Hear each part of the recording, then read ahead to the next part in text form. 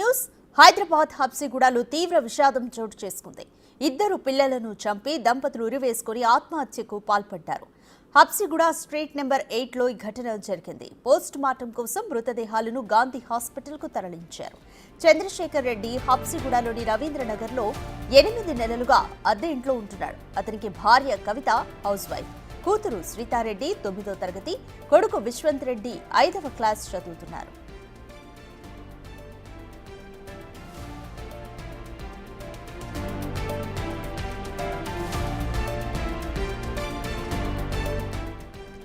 అయితే చంద్రశేఖర్ రెడ్డి ప్రైవేట్ కాలేజీలో లెక్చరర్గా జాబ్ చేసేవాడు. 6 నెలల కిందట ఉద్యోగం వదిలేశాడు. దీంతో ఆర్థిక ఇబ్బందులు తలెత్తినట్లుగా తెలుస్తోంది. సోమవారం రాత్రి 9 గంటల టైంలో బాబుకు విషమిచ్చి పాపను ఉరివేశారు. పిల్లలిద్దరూ చనిపోయారని నిర్ధారించుకున్న తర్వాత భార్యాభర్తలిద్దరూ చెరొక గదిలో ఉరివేసుకుని ఆత్మహత్య చేసుకున్నట్లు సీఐ రవీంద్ర నాయక్ తెలిపారు. చంద్రశేఖర్ రెడ్డి స్వగ్రామం మహబూబ్ నగర్ జిల్లా కడ్తాల్ మండలంగా గుర్తించారు. మృతదేహాలను గాంధీకి తరలించినట్లుగా చెప్పారు.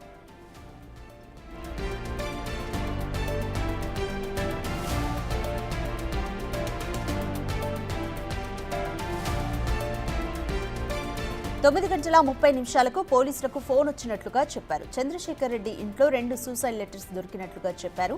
చంద్రశేఖర్ రెడ్డి జాబ్ మానేయడంతోనే తన ఫ్యామిలీతో కలిసి చనిపోయినట్లు సూసైడ్ నోట్లో రాసి ఉన్నట్లు తెలిపారు. ప్రస్తుతం దర్యాప్తు కొనసాగుతోందని, త్వరలోనే పూర్తి డీటెయిల్స్ చెబుతామన్నారు. తన అల్లుడు బిడ్డకు ఎలాంటి గొడవలు లేవన్నారు కవిత తండ్రి.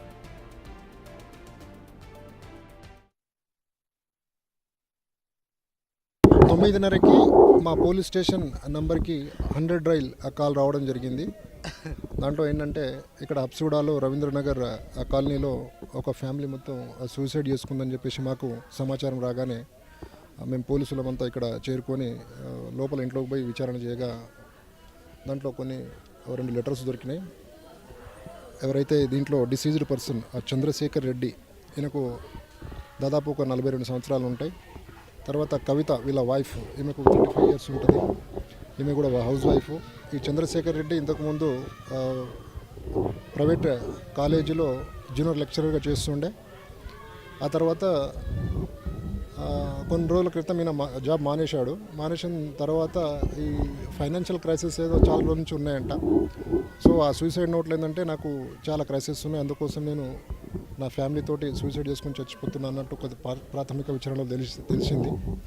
ఇప్పుడు కేసు కట్టేసి కేసు మీద దర్యాప్తు చేస్తాం. దీంట్లో నిజాలు ఫ్యూచర్లో ఇంకా మీకు తెలియపరుస్తాం. ఇప్పుడైతే ఆ 4 బాడీలని మేము అంబులెన్స్లో గాంధీ హాస్పిటల్కి షిఫ్ట్ చేయడం జరిగింది. కేసు చేసేసి తర్వాత ఈ యొక్క కేసుని విచారణ చేపడతాం. దాని తర్వాత నిజాలు మీకు తెలియజేస్తాం. చూస్తే అదే విధంగా కనపడుతుంది, అక్కడ మార్క్స్ కూడా కనపడుతున్నాయి. ఫస్ట్ ఆ పిల్లల్ని ఇద్దరిని కూడా అంటే ఉరి వేసిన తర్వాతనే వీళ్ళిద్దరం చేసుకున్నట్టు మాకు కొంచెం అర్థమవుతుంది. అది కన్ఫర్మ్ చేస్తాం మేము.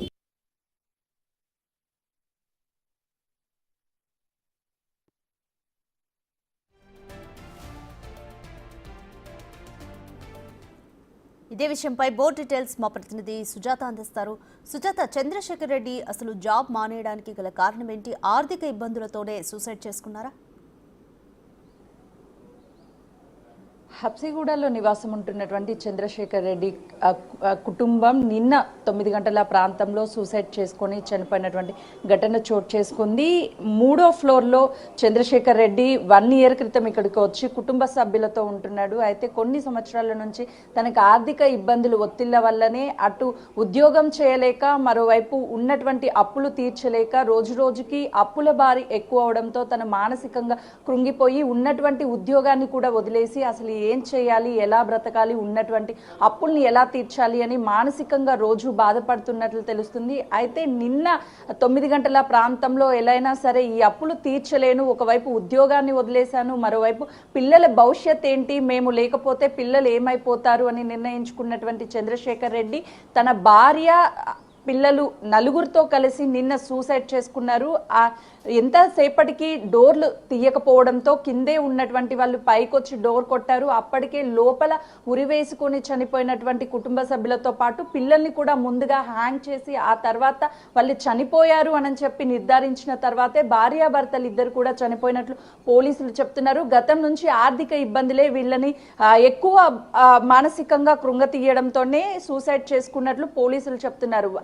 చంద్రశేఖర్ రెడ్డి మామ మాట్లాడుతూ వాళ్ళకి ఆర్థిక ఇబ్బందులు ఉన్నాయని ఎప్పుడూ మాతో చెప్పలేదు, ఎప్పుడూ భార్యాభర్తలు ఎంతో సంతోషంగా ఉండేవాళ్ళు. 1 year క్రితమే ఈ హబ్సిగూడలోని ఈ ఇంట్లోకి వచ్చారు. అప్పటి నుంచి వాళ్ళు పిల్లలతో కావచ్చు భార్యతో కావచ్చు ఎంతో సరదాగా గడుపుతున్నటువంటి సమయంలో 6 నెలల క్రితమే ఒక ప్రైవేట్ కాలేజ్లో లెక్చరర్గా పనిచేస్తూ మానేశాడు. అప్పటి నుంచి తను ఆర్థిక ఇబ్బందిలో కొద్ది మేరకు ఉన్నప్పటికీ డబ్బులు ఎక్కడైనా కావాలి అంటే చిన్న చిన్న అమౌంట్ని ఇస్తూ ఉండేవాళ్ళం తప్ప ఎక్కడా తనకి ఇబ్బంది గురించి మాతో చెప్పలేదు అని చెప్పి చెప్తున్నారు.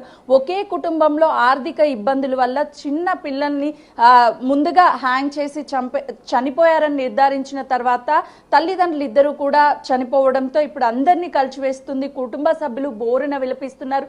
పిల్లలకి ఎంతో భవిష్యత్తు ఉంది, అప్పులు ఉంటే తీర్చుకోవాలి, కానీ ఇలా హ్యాంగ్ చేసుకొని చనిపోయి పిల్లల్ని చంపేయడం చాలా బాధాకరము అని చెప్పేసి వాళ్ళ ఆవేదన వ్యక్తం చేస్తున్నారు. ప్రస్తుతం మీ ఇంట్లో అయితే ఎవరూ లేరు. అంటే సంవత్సరం క్రితం ఇక్కడికి వచ్చినప్పుడు తనకి ఉన్నటువంటి ఫైనాన్షియల్ ప్రాబ్లమ్స్ అన్నీ కూడా ఎవరితో షేర్ చేసుకునేవాడు కాదు, తనకి తానే మానసికంగా ఎప్పుడూ ఆలోచిస్తూ బాధపడుతూ ఉండేవాడు అని చెప్తున్నారు. నిన్న పోలీసులకు సమాచారం అందిన వెంటనే ఇక్కడికి చేరుకొని క్లూస్ టీమ్ అన్ని ఆధారాలను సేకరించింది. పోలీసులు కూడా కేసును నమోదు చేసుకొని దర్యాప్తు చేస్తున్నారు. ప్రస్తుతం చంద్రశేఖర్ రెడ్డి మృతదేహాలని గాంధీ హాస్పిటల్కి తరలించారు. సొంత గ్రామం అయినటువంటి కల్వకుర్తికి కూడా ఈరోజు పోస్ట్ మార్టం అనంతరం కూడా తరలించే అవకాశం ఉంటుంది. వీళ్ళు కేవలం ఫైనాన్షియల్ గా ఇబ్బంది పడుతూనే సూసైడ్ చేసుకున్నట్లు ఆ టైంలో లోపల నుంచి ఎలాంటి అరుపులు రాకపోవడం వల్ల ఎవరికి ఎలాంటి అనుమానం రాలేదు. రాత్రిపూట జరిగినటువంటి ఈ ఘటనతో నిన్న ఉదయం ఏ టైంలో చేసుకున్నారు ఏంటి అనేది కూడా ఇంకా క్లారిటీ రాలేదు. రాత్రి టైం ఉదయం నుంచి రాత్రి వరకు ఎవరు బయటికి రాకపోవడము, ఇదంతా ఒకసారి చూస్తే ఇది టెర్రస్ ప్రాంతము, కింద ఫస్ట్ ఫ్లోర్ కావచ్చు, సెకండ్ ఫ్లోర్, గ్రౌండ్ ఫ్లోర్ వాళ్ళు ఉన్నటువంటి వాళ్ళు ఇక్కడికి ఎప్పుడూ వస్తూ ఉంటారు. కానీ లోపలే లాక్ చేయడం, పిల్లలు రోజు ఆడుకునేటువంటి టైంలో కింద ఉన్నటువంటి సెకండ్ ఫ్లోర్ ఫస్ట్ ఫ్లోర్ వాళ్ళ పిల్లలతో ఆడుతూ ఉంటారు.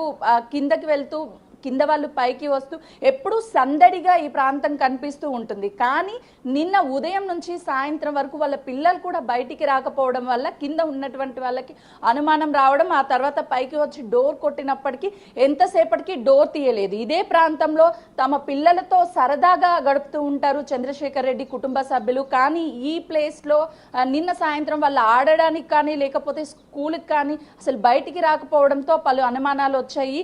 వాళ్ళ చంద్రశేఖర్ రెడ్డి కూతురు కొడుకు ఇద్దరు కూడా ఇదే ఇక్కడ ఉన్నటువంటి సైకిల్ని తొక్కుతూ ఎంతో సరదాగా ఆడుకుంటూ ఉంటారని కింద వాళ్ళు చెప్తున్నారు. ఫ్లోర్ వాళ్ళు వాళ్ళ పిల్లలకి కూడా కనీసము కింద ఉన్నటువంటి పిల్లలకి పైన సూసైడ్ జరిగిందని కానీ లేకపోతే రోజు తమతో ఆడుకుంటున్నటువంటి పిల్లలు ఇక లేరు, చనిపోయారన్న విషయం కూడా చెప్పలేదు. వాళ్ళు భయపడతారని కింద ఫ్లోర్ వాళ్ళకి ఎవరికి తెలియకుండా పిల్లలకి ఇప్పటికైతే దాచేస్తున్నారు. కానీ రోజు ఎంతో సరదాగా ఉండేటువంటి కుటుంబ సభ్యులు ఒక్కసారిగా ఇలా సూసైడ్ చేసుకోవడం, సూసైడ్ నోట్లో చాలా క్లియర్గా ఆర్థిక ఇబ్బందులే కారణమని రాయడము, ఇదంతా ఇప్పుడు అందరినీ కలిచివేస్తుంది.